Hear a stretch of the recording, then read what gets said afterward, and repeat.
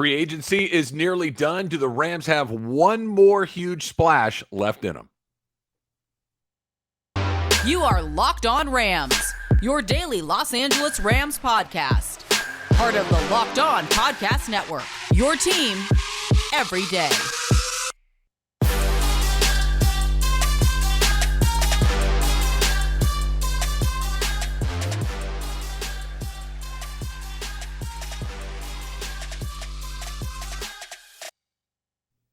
Thanks for making Locked On Rams your first listen every single day, free and available wherever you get your podcasts, your team delivered to you every single day as well. My name is Travis Rogers. I host the Rams pregame show and postgame show on their flagship station, ESPN 710, right here in Los Angeles. I've been doing it for the entire time that the Rams have been back here in LA. So don't forget, you need to click that subscribe button along the way. That means that you get the podcast every single day and you're up to speed on all of your Rams news and opinions and what may be going on in the world of the LA Rams. And don't forget to check us out on YouTube as well.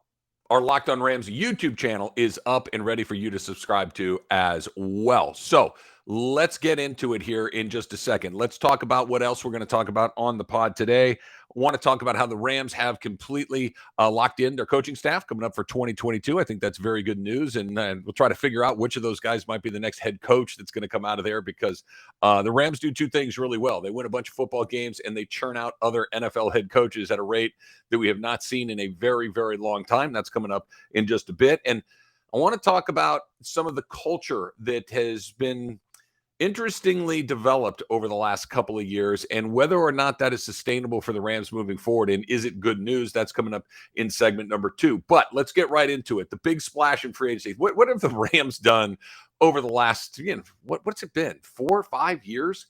They just go and make big time headlines, right? That it seems like every time you see a story about the Rams, it's followed quickly by, really?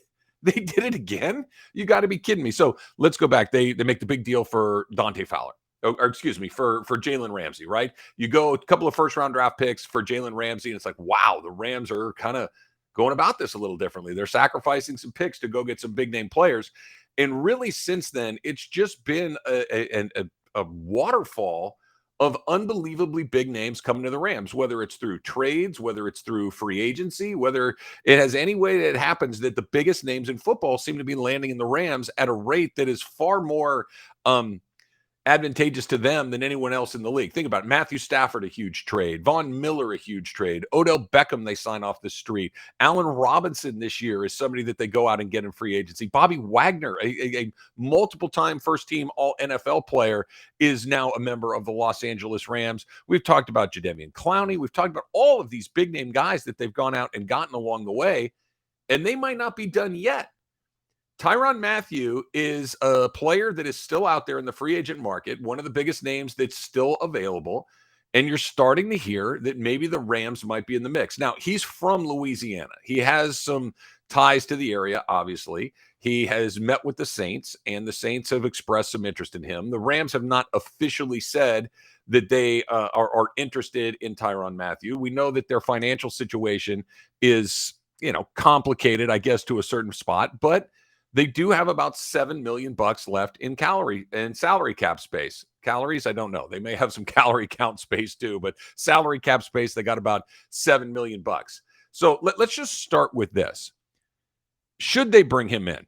Is this the sort of player that the Rams could use to help them try to repeat as Super Bowl champions?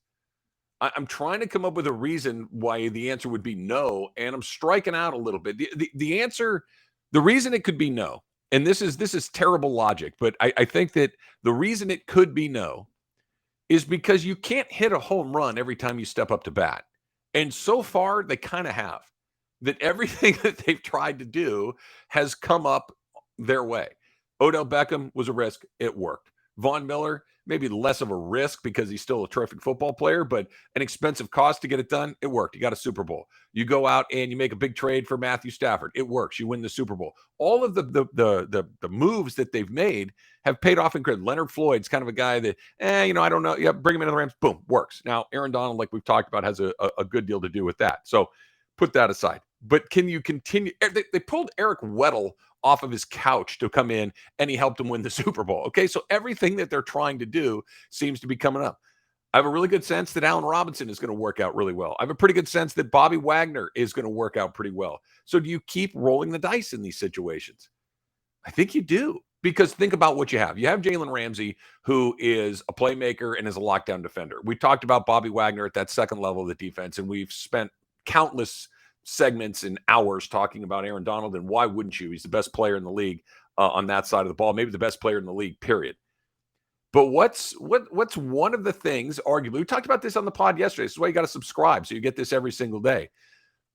The defense may be how this team is led moving forward. The defense, this may be, as weird as it sounds, a defensively oriented team, despite Stafford and Kupp and Robinson and maybe Beckham and Higbee and Akers and all of the Van Jefferson, all of these great players that they're going to have on the offensive side of the ball. It may be the defense that sets them up better than anything else, right? But what you're missing, and missing might be a step too far, but what you could certainly add is somebody that just makes a bunch of big plays, that turns the ball over, that maybe scores a couple of defensive touchdowns here or there, or certainly is a guy that blow guys up and make big plays. Sound like somebody that might be available on the free agent market? It sounds a lot like Tyrann Mathieu to me, right? This is a guy now. He's going to have to make some concessions. He would have to make, he'd have to give him the hometown deal, despite this not being his hometown. He made, a lot of money in his career, but everybody, this is their job. I'm not trying to take any money off of anybody's table, but I guess the biggest question about whether or not he would want to come does he want to make a Super Bowl run? Does he want to go and win at a level that maybe he's got a couple of more bites at this apple, and maybe this is the best place to go get it done? There are going to be other teams that are in the mix. There are going to be other teams that can probably offer him a more interesting financial package. But this is the question that I think the Rams can answer better than anybody else. I want to read you a tweet from Ian Rappaport. And what he said was, the Saints make a lot of sense. They don't have a ton of money to spend, but they make a lot of sense. The Eagles do as well. Maybe the Rams get in the mix. We'll see. They've become a destination for veterans, maybe not looking to cash in, but who might want to win. Okay, this is where, and that's what I want to get into coming up in segment 2, coming up next. I want to get into the idea of, is this the new place where people look around and go, them? I've got enough money in the bank. My family's set up. I'm still going to make a little bit of money, but I need to make a run at getting this thing done. And the Rams give me the best place to do it. I want to talk about why that may not just fit for Mathieu, but why that may fit for a bunch of other guys in the past, and maybe for some guys coming up here in the future. That's coming up in just one bit. But first, let's talk about BetOnline.net, your number one source for all your betting needs and sports information.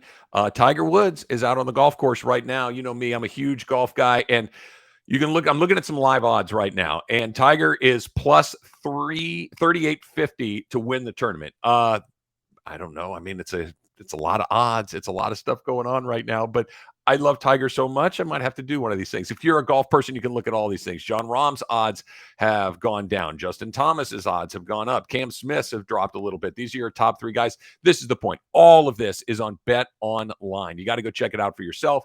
All of the latest sports developments, including all of those Masters odds, podcasts, reviews, all the different leagues this season. Head to the website today. Use your mobile device to learn more about the trends and action. BetOnline, where the game starts.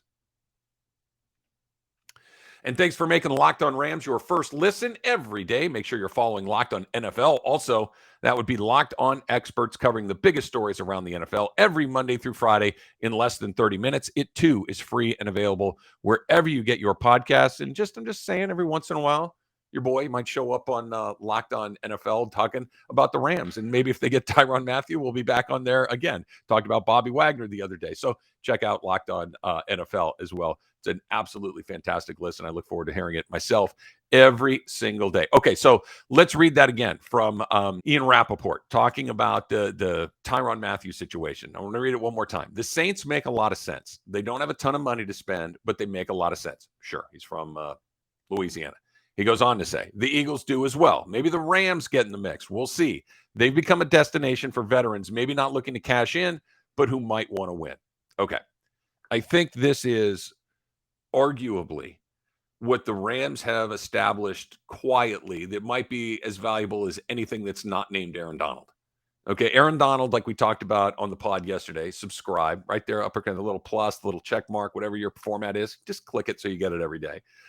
Aaron Donald is the window, right? Les Snead said a couple of weeks ago during his year-end press conference, and he was on the Travis and Sliwa show, and I asked him, how do you got to know when your window is open. You got to know when to go for it. You got to know maybe when to back up a little bit, keep your powder dry, and live to fight for another day. But when it's open, you got to go for it, and you got to maximize it as best you can. I'm summarizing. The window is 99. The window is Aaron Donald. As long as he is playing at the level that he's been at basically his entire career, and presumably, knocking on wood right now, for the next few years at least, you got to go for it. So when you're going for it, look, who knows football the best? Who knows who's good the most? The players, right? The players know this better than anybody else. Keyshawn Johnson is a friend of mine, and we've talked about this a bunch. And those guys just know, right? You can look at this coach, you can look at this player, you can look at this organization, you can look at this team and say, that's real, that's real, that's not, that guy, that's not what you think it is. The players know this better than anybody else. And the point of this is the players realize that the Rams are that destination. The players realize that you can go, maybe not cash in with the Rams, but you got a chance to go win. Look, Odell Beckham had opportunities to go other places last season. Odell Beckham chose ultimately to come to the Rams, not just because of Sean McVay, not just because of Matthew Stafford, not just because they play in a brand new stadium. They play in Los Angeles, all of the wonderful things that come along with that, but because it works and because it gives him a shot to go do some things that some other teams don't. When you look at the Rams, you know you're going to be in the playoffs more than likely. You know that your head coach is fully competent. You know that the organization is going to do everything they can to try to push this thing across the finish line like they have the last few years. And if I got to take a small haircut to go do this, hell yes. This is what I think you're going to see. Bobby Wagner took a little bit less from the Rams instead of going to the Ravens. He wasn't looking to peel the paint off of the desk in the negotiation. He was just saying, look, I need the best place where I can make some money, some good money, but I also want to win. Rams. This could be the same for Tyrann Mathieu. This could be the same for whoever is coming up next, that you have an opportunity. And think about it like this. Think about the way that San Antonio and the Spurs ran their team for a very long time. When they had great players, when you have Tim Duncan, when you have Tony Parker and Manu Ginobili and these great players, all of the other complementary pieces come in and out, but your main guys stay the same. You're going to develop a guy on your own occasionally, looking at Kawhi Leonard. And the thing just keeps churning because the guys around the league know, I want to be right there. I want to go win for that. They're not going to win every time, but they're going to get damn close. And this, at least I can jump to the front of the line. I got to push it across the finish line, but I can get it close too. They're going to put me in a position to be close, and I can finish it from there. And I think when you start to hear things about Tyrann Mathieu, when you start to hear things about Bobby Wagner, it's not just because the Rams have money. It's not just because the Rams have these opportunities. It's all of it. And then throw in the coaching, throw in the culture, throw in the environment. All of these things lead to an environment that people want to be in. And I can win, and I'm getting the money's close enough. It's a pretty tough sales pitch to say no to. And as long as Donald keeps functioning, as long as Sean McVay continues to demonstrate that he can adapt to a variety of different situations, need a new quarterback, boom, we got to do that. We'll see how he does with the revamped offensive line. We'll see what he does with the new receiver and Allen Robinson. I have no expectations other than it's going to be incredibly successful, because why would you think otherwise? Players know. Players know what's coming next. Players understand how these things work. And when they look around, when Matthew looks at the Saints, okay, yeah, home, nice. Maybe a little bit more money. Okay, that's not nothing. They going to win? Probably not. I mean, in the NFL, you never really know. But if you had the Saints, who are a team that is in the midst of trying to figure out who they're going to be, they got a brand new head coach. And then you've got a team like the Rams, who are coming off a Super Bowl championship, have an owner that's spending money like crazy, have a culture that is incredibly positive, have a team that is favored to win their division, have a team that is favored maybe to go repeat as conference champions. It was one of the favorites to win the Super Bowl again. It's a pretty compelling sales pitch. We'll see whether or not he takes it. I still think it's probably a long shot, But now when you hear those things, before it's, yeah, why would they do that? Now it's, well, let's wait and see. We're in the fight. We got a chance to do it. And that's something that they couldn't say for a very long time. And now they're probably at the top of everybody's list when you start looking. Look, if somebody's looking to get paid for the very first time, then this probably isn't the place for you, right? Because unless you are a mega, mega, mega, mega free agent that they need, they're probably looking for the guys towards the end of their careers, or at least in the back half of their careers, who have maybe already made a little money somewhere else. And the pitch is, we're going to pay you fairly, but we're also going to kick you to the front of the line when it comes to winning. It may be the greatest sales pitch of all time because no one else can fake. You can't fake it. I'm going to make an extreme example. Jacksonville can't say, "Oh no, we're close." No, you're not. Yeah, but we have all the money. Okay, you have my attention with the money, but if the money's close, and if I'm near the end of the line, and I'm thinking about my legacy, if I'm thinking about I want one more run at this thing to win a championship, beat that sales pitch. I don't think that anybody can. All right, I want to get into the Rams coaching staff that has been finalized for the upcoming season. That is coming up straight ahead on Locked On Rams.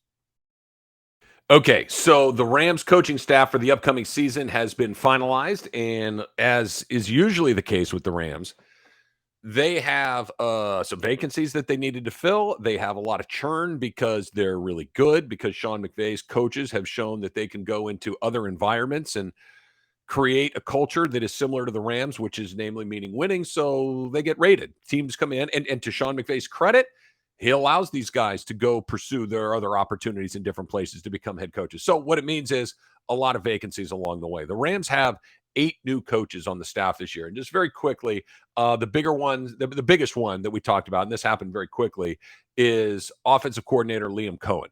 He's going to become the new OC. Which is an interesting job with the Rams because we know that Sean McVay has such an oversized impact on the offense. It's his offense, but Liam Cohen is the new offensive coordinator. We'll just go through the rest of these pretty quickly because the guys and the roles, I think, are the second piece of this, but what it means, I think, is the more interesting part of it. The new defensive assistant, Skylar Jones, an offensive assistant, Jake Peets, special teams assistant, Jeremy Springer, not Jerry Springer, Jeremy Springer. Inside linebacker coach is Chris Beek, senior offensive assistant, Greg Olson, running back coach, Rashad Samples, and coaching fellow, Kenneth Black. So those are the new faces that are in town. They've also changed a couple of roles along the way. Thomas Brown is now the new assistant head coach and tight ends coach. Thad Bogardus is your new outside linebacker coach. Jonathan Cooley is a DB's coach. Pass game coordinator, Zach Robinson. Defensive assistant, Lance Schulters. And pass game coordinator, defensive back coach is Chris Shula. So that's a lot of names, right? You've got 1, 2, 3, 4, 5, 6 guys that have changed roles. And then you've got 8 guys that are new to the organization. That's a lot of things that are different from a year ago. It's a lot of things that were different for a Super Bowl champion, right? But this is, like we just mentioned, this is how it goes a lot of times when you are the team that has proven that you know what you're doing.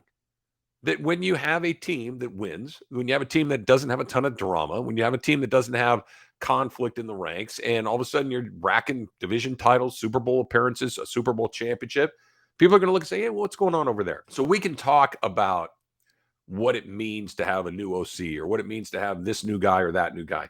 But here's the meat of the issue. Sean McVay is the head coach of this team. And Sean McVay has demonstrated that he knows how to do 2 things incredibly well: coach and identify talent. And while the churn is a challenge, to be sure, when you got to get guys up to speed on your terminology, when you got to get guys embedded in the culture of your program, it's going to take a little time. And there's always going to be a little bit of a learning curve at the beginning of these things.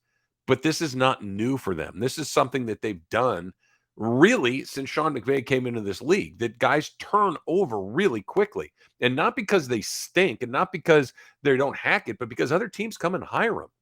I mean, we've talked about how we don't even go to Matt LaFleur and Zach Taylor and all the guys that have landed in different places. That in Minnesota's got a new head coach. It was the Rams OC last year in Kevin O'Connell. That you've got all of these guys that leave because they're successful.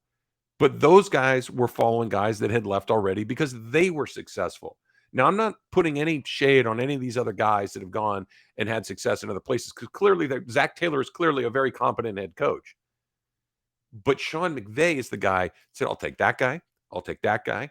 I'll take that guy. These guys, Brandon Staley was a guy that no one was paying any attention to. He brings him over, makes him the defensive coordinator. A year later, he's the head coach of the Chargers.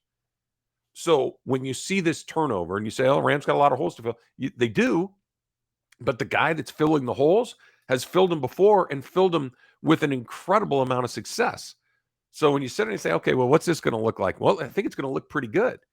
This is not Jeff Fisher who was replacing guys who would bring in cronies, who would bring in guys that weren't, that he would make one of the raps on Jeff Fisher was always, he was never going to hire anybody that he thought might be able to replace him. Right? That was kind of the word on the street was the reason he's got all these guys that are assistants that just aren't particularly dynamic is he doesn't want anybody that they can very quickly slide into the head coaching role if they decide to make a change. That is arguably the worst reason to hire anybody. You need somebody that is good. And Sean McVay's not afraid of anybody being good because he knows he's just as good, if not better, and probably the second thing more often than not. So while there might be a lot of new faces on this coaching staff, I wouldn't sweat it too much. These guys are going to work out just fine because Sean McVay's still here. When the time comes, when he takes Amazon's $500 million or whatever it is that they're ultimately going to get to offer him, then you got to start, okay, let's see what this looks like. Let's see what the new guy's got. Let's see what kind of staff the new guy puts together. But as long as that guy's still there, everything else is gravy. Everything else snaps in pretty quickly because he knows not just how to draw up an offense or what play to call on 4th and 2 or any of that stuff. He knows how to identify talent. And it may, quite honestly, it might be more important than the other thing. A lot of guys know how to draw up a play. A lot of guys know how to go for it on 4th down or throw a challenge flag or whatever the technical aspects of coaching football are. But that guy's a good assistant. That guy's a good assistant. That guy's going to be a head coach one day. Give me that guy. Give me that guy. Give me that guy. Not a lot of guys are good at that. Look at the tree he's built in an incredibly short period. 5 years, you shouldn't have a tree. He's got a forest. He's got trees on trees. It's an incredible testament to him. Very, very bullish on what's coming up for the Rams next. Speaking of what's coming up next on the next edition of Locked On Rams, we got your YouTube comments coming up. We like to do that every Friday, so make sure you check that out coming up tomorrow. Thanks for making Locked On Rams your first listen every single day. Now make your second listen Locked On NFL Draft. Ryan Tracy and former cornerback Eric Crocker bring the NFL Draft to life every day, and they do it with insight and analysis on college football prospects and NFL front offices. It, too, is free and available wherever you get your podcasts. Until next time, whose house? It's Locked On Rams house.